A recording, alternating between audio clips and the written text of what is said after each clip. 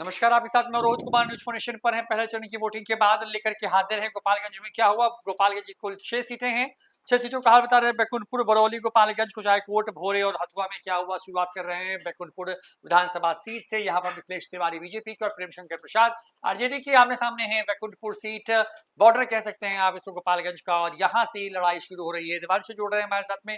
दिवांशु, बैकुंठपुर की लड़ाई में क्या है, मिथिलेश तिवारी या प्रेम शंकर प्रसाद? देखिए ये सीट भी मुझे लगता है कि जिले की एक हॉट सीट तो है ही रोहित, इसलिए हॉट सीट है कि 2020 में जो है वो प्रेम शंकर प्रसाद जो आरजेडी के जो सिटिंग विधायक हैं वो जीतने में कामयाब हो गए थे। इसलिए कामयाब हो गए थे क्योंकि साल 2020 में मंजीत सिंह जो कि जेडीयू से ताल्लुक रखते थे, हाँ, वो बड़ा नेता। हाँ वो निर्दलीय चुनाव लड़ जाते हैं क्योंकि ये सीट जो है वो 2020 में बीजेपी के कोटे में चले गई। 2015 में जो है वो मिथिलेश तिवारी यहाँ से चुनाव लड़े थे और जीते थे, और तब जो है वो बीजेपी अलग थी, जेडीयू अलग थी। अलग थी। 2010 में मंजीत सिंह जेडीयू से इसी बैकुंठपुर से जो है वो विधायक बने। विधायक रहे थे। इस बार क्या हुआ देखिए, अगर 2020 के नतीजे को देखें रोहित, तो मंजीत सिंह को करीब 43,000 समथिंग वोट आया था और मिथिलेश तिवारी को 56,000 और इन्हें जो है वो 67,000। अगर मंजीत सिंह निर्दलीय खड़े नहीं होते, देखिए मंजीत सिंह की ये पावर रही कि वो 43,000 अकेले वोट लेके आ गए।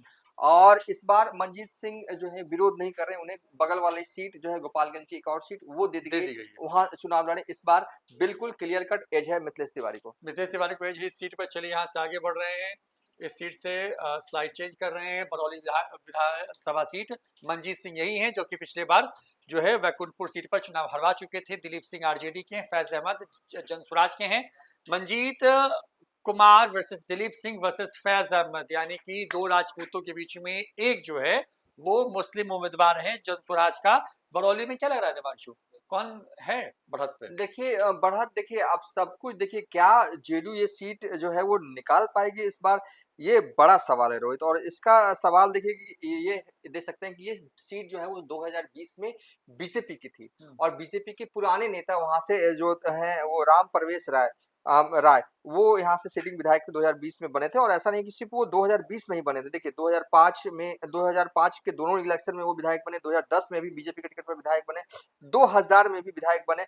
उनका टिकट कट के मंजीत सिंह को जो है वो मंजीत कुमार को जो है वो टिकट जो है मिलता है। स्ट्रॉन्ग होल्ड में है, लेकिन सवाल ये कि राम परवेश राय अंदर कहीं भीतर घात क्या कर रहे हैं क्षेत्र में, अगर उन्होंने कुछ नहीं किया होगा तो ये सीट पर अब एक फैज अहमद देखिए आरजेडी का वोट काटने के लिए मुस्लिम उम्मीदवार है, जहां भी है। अगर इनका वोट जो भी हो, मैं नहीं जानता कितना होगा, 2,000 4,000 50,000 लाख, ये मैं नहीं जानता, डैमेज आरजेडी लेकिन जितना भी है डैमेज तो इनको कर रहे हैं। एक ऐसी सीट जहां से बीजेपी विधायक, बीजेपी के सिटिंग सीट है, यानी कि एनडीए की सिटिंग सीट है, ऊपर से आरजेडी वाले लड़ तो रहे हैं लेकिन काटने के लिए एक तीसरा खड़ा, तो ऐसे में एज मंजीत कुमार को एज है। चलिए सीट पर गोपालगंज शहरी सीट की बात करते हैं। सुभाष सिंह बीजेपी के, ओम प्रकाश गर्ग कांग्रेस के हैं, और अनस सलाम जो है AIMIM के यहाँ पे मैदान में। देवांशु, गोपालगंज शहरी सीट पर जो है सुभाष सिंह, ओम प्रकाश गर्ग और अनस सलाम के बीच का ये मुकाबला है, लग क्या रहा है?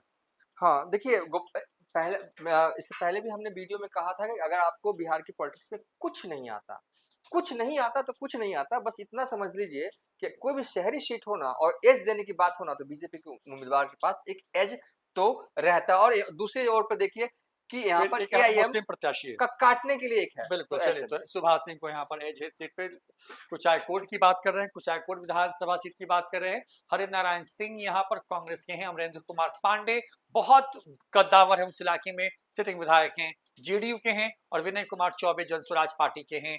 तीनों के बीच मुकाबला है अमरेंद्र पांडे और हरिनारायण सिंह, या फिर विजय कुमार चौबे। क्या लगा? हाँ, क्लियर कट है, यहाँ कोई कॉन्सेप्ट नहीं।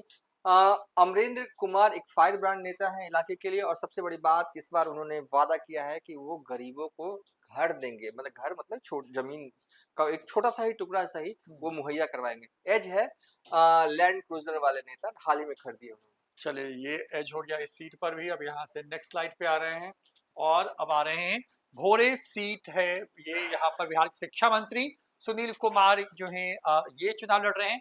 चुनाव के अंतिम दिन बड़ा रोड शो किया था। धनंजय CPIML के हैं यहाँ पर, और प्रीति किन्नर जन स्वराज पार्टी ने। पहली बार बिहार में किसी पार्टी ने किसी चुनाव के अंदर जो है किसी किन्नर को जो है थर्ड जेंडर को जो है वो चुनाव में टिकट दिया है और वो जन स्वराज पार्टी है। और प्रशांत किशोर ने इस फैसले से चौंकाया सबको। सुनील कुमार जेडीयू के हैं, यहाँ पर शिक्षा मंत्री मौजूदा वक्त में है, नौकरी आने वाली बहुत सारी ये कह रहे हैं। हालांकि बहुत विरोध भी हुआ इनका, देवांशु, बहुत विरोध के बीच में ये चुनाव हुआ है। शिक्षा मंत्री को लेकर के, ट्रांसफर पोस्टिंग से लेकर के, स्कूलों की टाइमिंग को लेकर के तमाम तरह के विरोध जो थे उसका सामना किया इन्होंने। कई बार जदयू दफ्तर में घेर लिए गए। क्या लग रहा है यहाँ पे क्या हुआ है? देखिए यहाँ पे क्लियर कट एक चीज आप समझिए कि सुनील कुमार जो है वो पिछली दफा साल 2022 में बड़ी मुश्किल से घींच तीर के मतलब लगा था कि हार जाएंगे हार जाएंगे हार जाएंगे, हारते हारते 462 वोट से ही जीते थे। अब इसी मैथमेटिक्स में छुपा हुआ एक तरफ जो है वो किन्नर समाज की प्रीति किन्नर को जो है वो जन स्वराज ने जो है वो टिकट दिया है। मतलब कि यहाँ पर जो है जाने अनजाने ही सही मुझे लग रहा है कि फाइट टफ हो सकती है, मुश्किल जो है मुश्किल हालात में सुनील कुमार जो है वो पहुंच सकते हैं। रोहित, चलिए पहुंच सकते हैं मुश्किल हालात में। यहाँ पर इस सीट की बात हमने की और ये अंतिम सीट है जो है गोपालगंज जिले की हथुआ सीट। राम सेवक सिंह जेडीयू के हैं यहाँ पर, राजेश कुशवाहा आरजेडी के हैं यहाँ पर, और संजय कुमार सुमन जनसुराज के हैं यहाँ पर। देवांशु, और हथुआ कौन जीत रहा है? देखिए हथुआ कौन जीत रहा है, देखिए गोपालगंज की ये भी बहुत इंपॉर्टेंट सीट है। हथुआ महाराज जो कि बिहार में अगर कोई हो, और हथुआ महाराज को कौन नहीं जानता। 2020 में जो है वो ये विधायक हैं, सिटिंग विधायक हैं राजेश कुशवाहा, और राम सेवक जो जेडीयू के हैं वो 2010 और 2015 में जो है वो विधायक रहते हैं। इस बार हमें लग रहा है कि अगर 2020 के नतीजों पर अगर गौर करें तो 2020 में भी जो है वो करीब 30,000 वोटों से जीत गए थे। लोजपा भी चुनाव लड़ी थी लेकिन नो इफेक्ट ऑफ लोजपा। मतलब कि अगर कि फिर भी 30,000 लोजपा को वोट आया था करीब 9,000, अगर वो भी अगर माइनस कर दे एनडीए में जोड़ दे फिर भी ये 20,000 से आगे। मतलब कि स्ट्रॉन्ग जोन में तब थे, और अभी भी ऐसा कुछ नहीं है कि एंटी इनकम्बेंसी है। तो चलिए, तो ये स्ट्रॉन्ग जोन में है। तो ये बात हमने की पूरी गोपालगंज सीट की। हमने शुरुआत की वैकुंठपुर से, वरौली, गोपालगंज, कुचायकोट, भोरे और हथुआ से। यहाँ पर मुकाबला ऐसा ही है कि 2 सीटों पर पेच फंसता हुआ नजर आ रहा है और 4 पर एनडीए को जो है फिलहाल एक एज दिख रहा है। फिलहाल इतना ही गोपालगंज को लेकर के। अगले वीडियो में बताएंगे बिहार के किसी और जिले में कि जो विधानसभा सीटें वहां पर ईवीएम में क्या फैसला बंद हुआ। फिलहाल इतना ही। देखते रहिए न्यूज़4 नेशन। नमस्कार।